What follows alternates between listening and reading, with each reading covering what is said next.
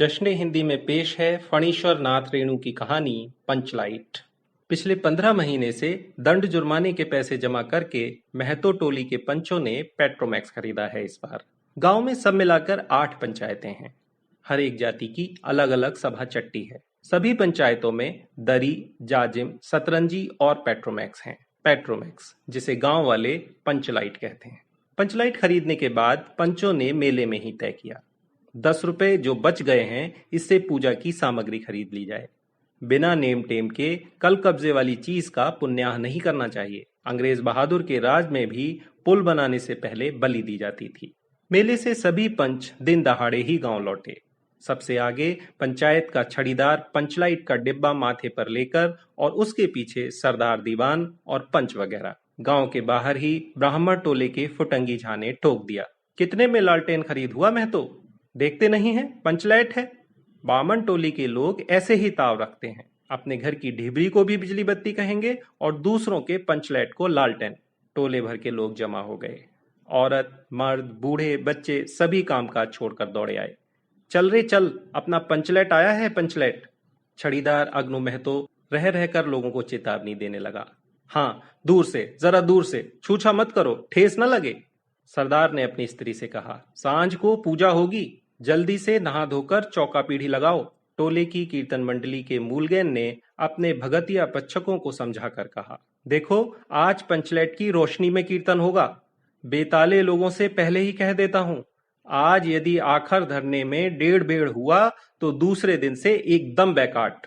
औरतों की मंडली में गुलरिका की गोसाई का गीत गुनगुनाने लगी। छोटे छोटे बच्चों ने उत्साह के मारे बेवजह शोरगुल मचाना शुरू किया। सूरज डूबने के 1 घंटे पहले से ही टोले भर के लोग सरदार के दरवाजे पर आकर जमा हो गए। पंचलैट पंचलैट पंचलैट के सिवा और कोई गप नहीं, कोई दूसरी बात नहीं। सरदार ने गुड़गुड़ी पीते हुए कहा, दुकानदार ने पहले सुनाया, पूरे 5 कौड़ी 5 रुपया। मैंने कहा, दुकानदार साहेब यह मत समझिए कि हम लोग एकदम देहाती हैं, बहुत बहुत पंचलैट देखा है।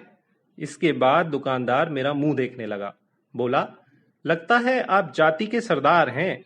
ठीक है, जब आप सरदार होकर खुद पंचलैट खरीदने आए हैं तो जाइए, पूरे 5 कौड़ी में आपको दे रहे हैं। दीवान जी ने कहा, अलबत्ता चेहरा परखने वाला दुकानदार है। पंचलैट का बक्सा दुकान का नौकर देना नहीं चाहता था। मैंने कहा, देखिए दुकानदार साहब, बिना बक्सा पंचलैट कैसे ले जाएंगे? दुकानदार ने नौकर को डांटते हुए कहा, क्यों रे, दीवान जी की आंख के आगे धुरखेल करता है? दे दो बक्सा। टोले के लोगों ने अपने सरदार और दीवान को श्रद्धा भरी निगाहों से देखा। छड़ीदार ने औरतों की मंडली में सुनाया, रास्ते में सन्न सन्न बोलता था पंचलैट, लेकिन ऐन मौके पर लेकिन लग गया। रूदल साहबनिये की दुकान से 3 बोतल केरोसिन तेल आया और सवाल पैदा हुआ, पंचलैट को जलाएगा कौन? यह बात पहले किसी के दिमाग में नहीं आई थी। पंचलैट खरीदने के पहले किसी ने न सोचा, खरीदने के बाद भी नहीं। अब पूजा की सामग्री चौक पर सजी हुई है। कीर्तनिया लोग खोल ढोल करताल खोलकर बैठे हैं और पंचलैट पड़ा हुआ है।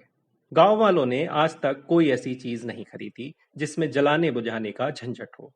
कहावत है ना, भाई रे गाय लूं तो दुहे कौन? लो मजा। अब इस कल कब्जे वाली चीज को कौन बाले?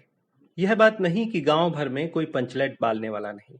हर एक पंचायत में पंचलैट है, उसके जलाने वाले जानकार हैं। लेकिन सवाल है कि पहली बार नेम टेम करके शुभ लाभ करके दूसरे पंचायत के आदमी की मदद से पंचलैट जलेगा। इससे तो अच्छा है कि पंचलैट पड़ा रहे, जिंदगी भर ताना कौन सहे। बात बात में दूसरे टोले के लोग कूट करेंगे, तुम लोगों का पंचलैट पहली बार दूसरे के हाथ से। ना ना, पंचायत की इज्जत का सवाल है, दूसरे टोले के लोगों से मत कहिए। चारों ओर उदासी छा गई। अंधेरा बढ़ने लगा। किसी ने अपने घर में आज ढिबरी भी नहीं जलाई थी। पंचलैट के सामने ढिबरी कौन जलाता है? सब किए कराए पर पानी फिर रहा था। सरदार, दीवान और छड़ीदार के मुंह में बोली नहीं। पंचों के चेहरे उतर गए थे। किसी ने दबी हुई आवाज में कहा, कल कब्जे वाली चीज का नखरा बहुत बड़ा होता है।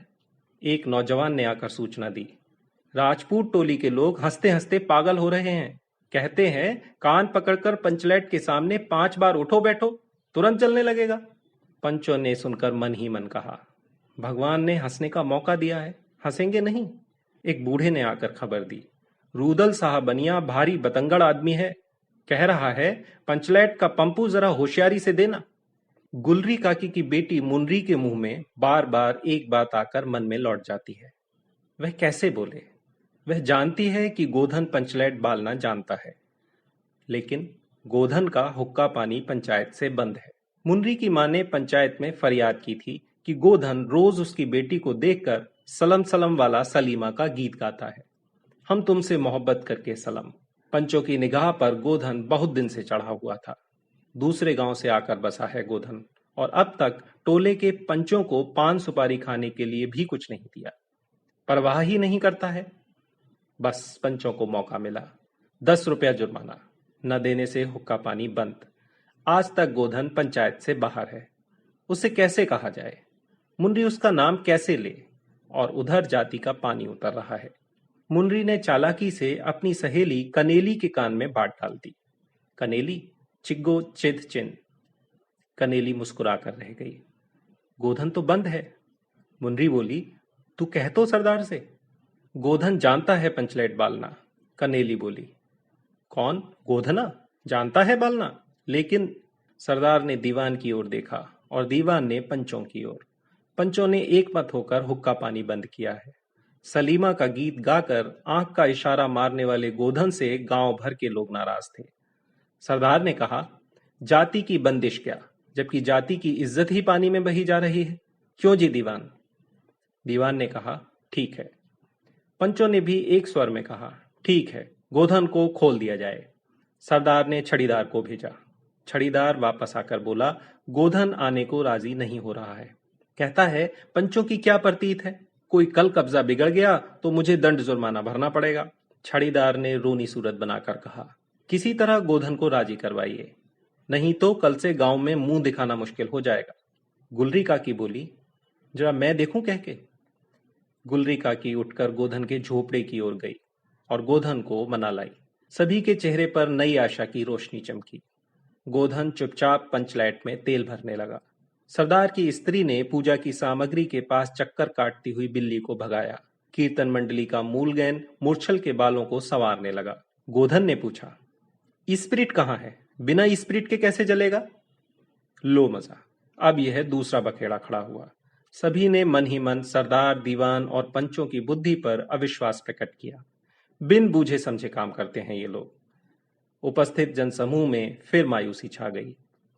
लेकिन गोधन बड़ा होशियार लड़का है, बिना स्पिरिट के ही पंचलैट जलाएगा। थोड़ा गरी का तेल ला दो। मुनरी दौड़कर गई और एक मलसी गरी का तेल ले आई। गोधन पंचलैट में पंप देने लगा। पंचलैट की रेशमी थैली में धीरे धीरे रोशनी आने लगी। गोधन कभी मुंह से फूंकता, कभी पंचलैट की चाबी घुमाता। थोड़ी देर के बाद पंचलैट से सनसनाहट की आवाज निकलने लगी और रोशनी बढ़ती गई। लोगों के दिल का मैल दूर हो गया। गोधन बड़ा काबिल लड़का है। अंत में पंचलाइट की रोशनी से सारी टोली जगमगा उठी तो कीर्तनिया लोगों ने एक स्वर में महावीर स्वामी की जय ध्वनि के साथ कीर्तन शुरू कर दिया।